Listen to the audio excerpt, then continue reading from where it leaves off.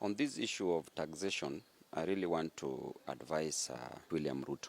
I want to talk generally about economics, and probably will pick what is important and urgent from all that, which will save the economy of this country, of our beloved nation, Kenya.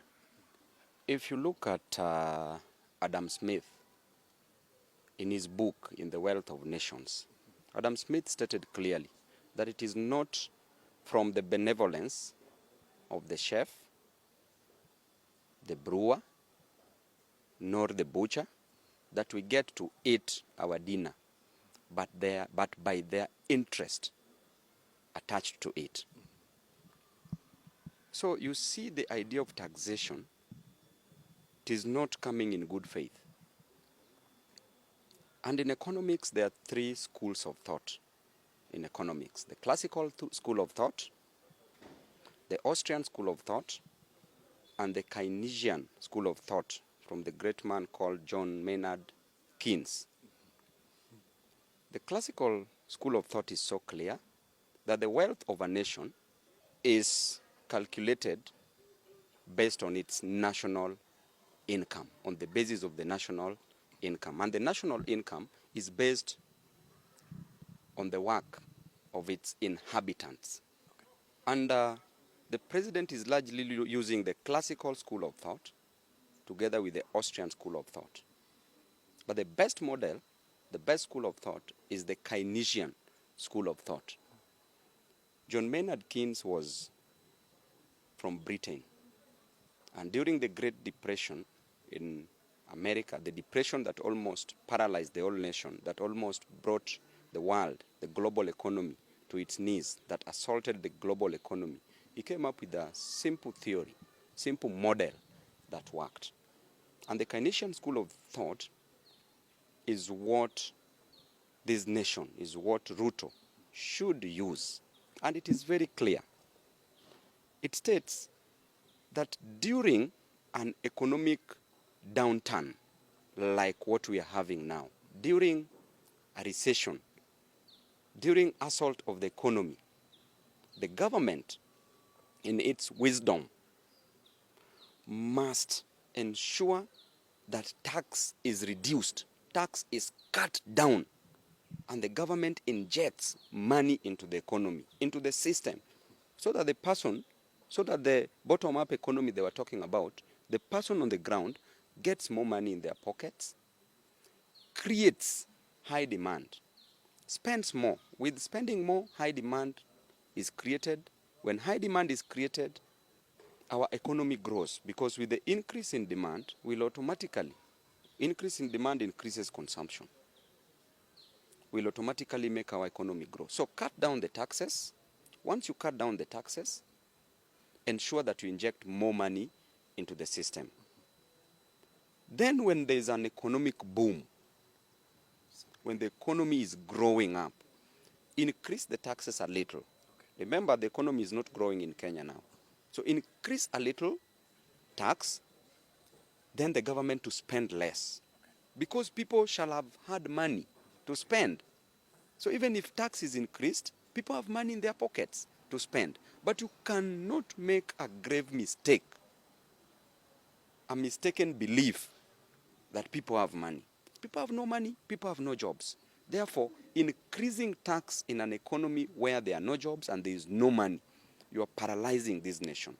Then I don't see the reason, the need why you worked so hard to campaign, you prayed to be the president, just for you to want to be hated for no reason.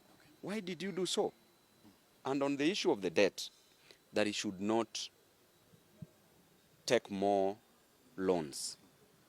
I want to also educate him on the issue of loans. And it's as simple as this. We had a great economist who was called Franco Modigliani, an Italian-American-based economist who won Nobel Prize because of economics. Franco Modigliani stated clearly that during your working days, you can save more as you work so that you fund your retirement. And that is the introduction of the loan system through a theory called the life cycle consumption theory that he came up with. Okay?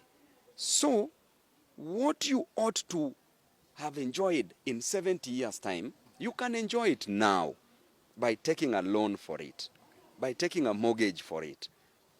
Then you pay slowly as you enjoy it. Because probably you can save all your lifetime, then when you reach the retirement age, you are not existing.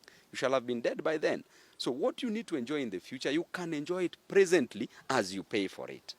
Therefore, the loan system is not wrong. What is wrong is you borrow money. If you borrow money, and there are so many leakages like corruption, then you find that this borrowed money is going to waste. Then there was also a gentleman called Merton Miller. Franco Modigliani and Merton Miller came up with a theorem that states that the debt and the equity in a company, an amalgamation or a mixture of the debt and equity in a company, okay, need not necessarily bring down the company, so long as the market is efficiently run. But you see, our company in Kenya that Gachagua is referring to is not efficiently run. Therefore, we will go down whether we like it or not. You know, this is a model that was being used by Lee Kuan Yew in Singapore. When Singapore was growing, developing, he decided to introduce the idea of the housing, and I think Ruto has borrowed it from Singapore. But you see, the application is wrong. You can borrow something and you apply it wrongly. What I think the government is doing now, or what they want to do, is to introduce that tax. After introduction of that tax, they want to raise money so that they spend it now and create a problem in the next 15, 20 years. Because remember, the government, they are claiming they don't have money. So they want to raise money. After having that money, they spend it. But what are they creating? A problem in the next 15, 20 years. So this problem that is being created now will find Ruto not in power. But he shall have created a big problem. So let him go back and read about Lee Kuan Yew of Singapore on how he managed the idea of the housing to its citizens and the taxation of the same.